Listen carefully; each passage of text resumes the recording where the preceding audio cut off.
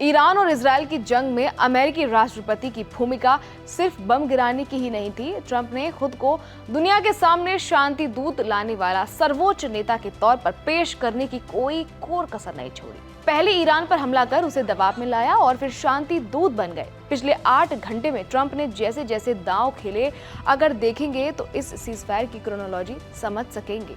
नमस्कार, मैं खुशी चौधरी और आप देख रहे हैं एबीपी लाइव। ईरान ने जब देर रात कतर के अमेरिकी बस स्टेशन पर मिसाइलें दागी तो लगा कि ट्रंप आग बबूला हो जाएंगे और अमेरिकी सेना ईरान को धुआं धुआं कर देगी।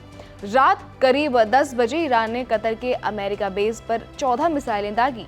ईरान का दावा है कि अमेरिका को बहुत नुकसान हुआ है, लेकिन इस हमले के करीब 1.5 घंटे बाद 23 जून की रात 11:55 पर अमेरिकी राष्ट्रपति डोनाल्ड ट्रंप ने पहला ट्वीट किया। ट्रंप ने ईरानी हमले पर चुटकी लेते हुए लिखा, ईरान ने हमारे परमाणु ठिकानों को तबाह करने की कार्रवाई का बहुत कमजोर जवाब दिया। जैसा कि हमने पहले से अनुमान लगाया था, 14 मिसाइलें दागी गईं, जिनमें से 13 को मार गिराया गया और एक को जानबूझकर नहीं रोका गया, क्योंकि वो किसी खतरे की दिशा में नहीं थी। इस हमले में कोई अमेरिकी सैनिक घायल नहीं हुआ और ना ही कोई बड़ा नुकसान हुआ। सबसे अहम बात यह है कि ईरान ने शायद अब अपना गुस्सा निकाल लिया है और अब शायद आगे और नफरत नहीं होगी।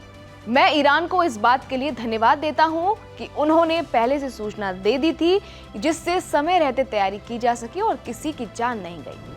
ट्रंप ने ईरान के हमले को बेकार बता दिया। साफ साफ दावा ये कि ईरान के परमाणु केंद्रों पर हमले का गुस्सा ईरान ने बचकाने तरीके से हमला करके दिया है, जिसका कोई असर नहीं हुआ। हालांकि ईरान का दावा है कि उसने अमेरिका को अच्छा नुकसान पहुंचाया है। इसके बाद रात करीब 1:30 बजे ट्रंप का दूसरा बयान आया।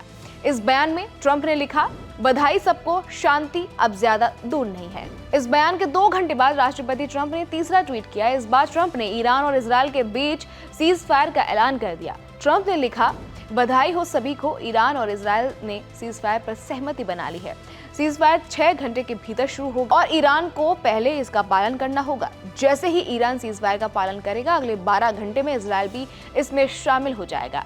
24 घंटे बाद औपचारिक तौर पर युद्ध को समाप्त माना जाएगा। दोनों देशों के बीच ये युद्ध सालों तक चल सकती थी, जिससे मिडिल ईस्ट तबाह हो सकता था, लेकिन ऐसा नहीं हुआ और ऐसा कभी नहीं होगा। ईश्वर ईरान और इजराइल को आशीर्वाद दे, ईश्वर मिडिल ईस्ट को आशीर्वाद दे, ईश्वर अमेरिका को आशीर्वाद दे और ईश्वर पूरी दुनिया को आशीर्वाद दे। लेकिन ट्रंप के सीज़फायर के ऐलान के बीच ईरान ने ताबड़तोड़ मिसाइलें दागी। इजराइल के कई टारगेट ध्वस्त हो गए। कंफ्यूजन फैल गई कि सीज़फायर के ऐलान के बीच ईरान मिसाइलें क्यों दाग रहा है। हालांकि धमाकों के बीच ट्रंप का चौथा बयान सामने आया। इस बार भी ट्रंप ने शांति और सीज़फायर का दावा करते हुए दोनों देशों को बातचीत के लिए न्योता दे दिया।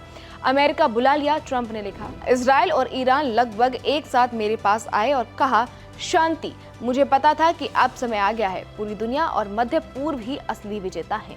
दोनों राष्ट्र अपने भविष्य से प्रेम, शांति और समृद्धि करते हैं। उन्हें बहुत कुछ हासिल करना है और फिर भी अगर वे धर्म और सत्य के मार्ग से भटक गए तो उन्हें बहुत कुछ खोना पड़ेगा। इजराइल और ईरान का भविष्य असीमित है और महान वादों से भरा हुआ है। यानी ट्रंप दनादन बयान जारी कर रहे थे, बता रहे थे कि सीज फायर हो गया और उधर ईरान मिसाइलें दाग रहा था, धमाके पर धमाके कर रहा था। अब यह समझ से परे है कि कैसा सीज फायर है। ईरान अमेरिकी राष्ट्रपति का क्या मजाक उड़ा रहा था? क्या खामेनेई के मन में युद्ध है? सीज फायर को लेकर कोई गंभीरता नहीं है। खैर, फिलहाल इस खबर में इतना ही। बाकी तमाम अपडेट्स हम आप तक देते रहेंगे। जुड़े रहिए हमारे साथ।